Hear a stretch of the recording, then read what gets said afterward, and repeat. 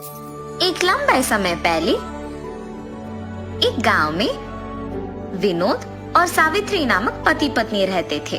उनके साकेत और प्रणवी नामक 2 बच्चे भी थे। विनोद एक छोटा नौकरी करता था। विनोद को पता था कि उसकी पत्नी बहुत बुद्धिमान और तेज है, इसीलिए उसे हर काम में बहुत प्रोत्साहित करता था। हर वक्त सिर्फ घर के काम करते हुए समय बिताने के बदले सारे काम जल्दी खत्म करके मैं रोज नए प्रकार के व्यंजन बनाने की कोशिश करूंगी। हाँ, तभी मैं एक ना एक दिन खुद का एक नाम कमा पाऊंगी। ऐसे हर रोज अखबार में, टीवी में अलग प्रकार के व्यंजनों को देख घर पे बनाने की कोशिश करती थी। एक दिन अखबार में मटका मटन बिरयानी का विधि पढ़ के उसके घर में सारे काम खत्म करके एक मटके को लेके उसे साफ करके मटन बिरयानी के लिए जरूरी सामग्री तैयार रख के मटन बिरयानी बनाती है। घर में मौजूद परिवार वालों को मटके में बिरयानी परोस के उसे स्वाद करने कहती है, ताकि वो ये जान सके कि उसका स्वाद कैसे है।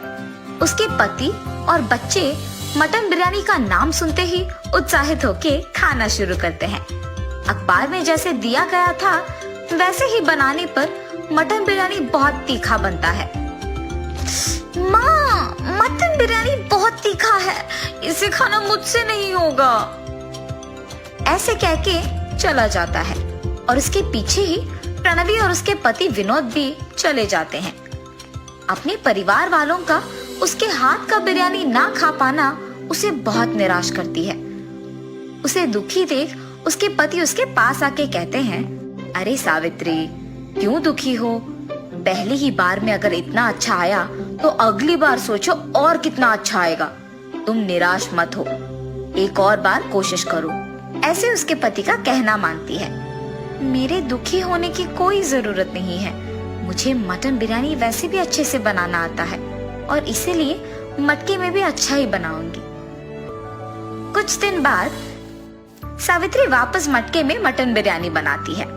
आज का मटन बिरयानी मैंने अखबार में दिए हुए विधि के प्रकार नहीं, बल्कि सभी सामग्री को सही मात्रा में डालकर बनाया है। ऐसे सोच के सभी को बुला के मटका मटन बिरयानी परोसती है। माँ, इस बार मटन बिरयानी बहुत ही स्वादिष्ट है। हाँ माँ, बहुत ही स्वादिष्ट। सही में बहुत ही स्वादिष्ट है सावित्री, तुम्हारे हाथों में तो जादू है, तुम्हें तो एक होटल लगाना चाहिए। उसके पति के बातें सुनकर उन्हीं के बारे में सोचती रहती है। मेरे पति के बातों के अनुसार ही अगर मैं एक होटल शुरू करूं तो घर के सारे काम करने के बाद वैसे भी मैं दिन भर खाली ही रहती हूँ। ये फैसला करके अपने पति के पास जाती है। सुनिए, आपकी बातों के बारे में मैंने बहुत सोचा है। मैंने फैसला किया है कि मैं एक होटल शुरू करूंगी। आजकल का कोई भी होटल वैसे भी मटके का बिरयानी नहीं बेच रहे हैं, इसीलिए मैं मटका बिरयानी बना के बेचना शुरू करूंगी। सावित्री, तुम सही बात कर रही हो। मुझे भी ऐसा कभी नहीं लगा कि मटके का बिरयानी भी इतना स्वादिष्ट हो सकता है।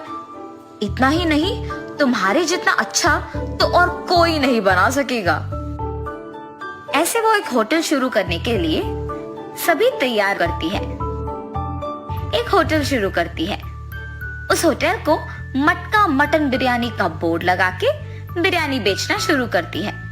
जब वो मटका मटन बिरयानी बनाती है तो वो सुगंध उस तरफ से जाते हुए सबको आकर्षित करता है और मुड़ के देखने पर उन्हें वो बोर्ड दिखाई देती है। मटका में बना हुआ बिरयानी, मैंने तो ये कभी नहीं सुना। मटके में तो पानी भरते हैं ना, बिरयानी भी बनाते हैं क्या? पता नहीं यार, लेकिन सुगंध तो इतना अच्छा आ रहा है कि अभी खाने का मन कर रहा है। ऐसे कह के उस होटल को जाते हैं।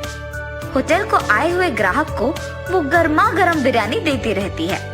मटका मटन बिरयानी मतलब हमने कुछ और ही सोचा, और ये तो बहुत ही स्वादिष्ट है। हाँ, मैंने भी इतना स्वादिष्ट बिरयानी अब तक नहीं खाया।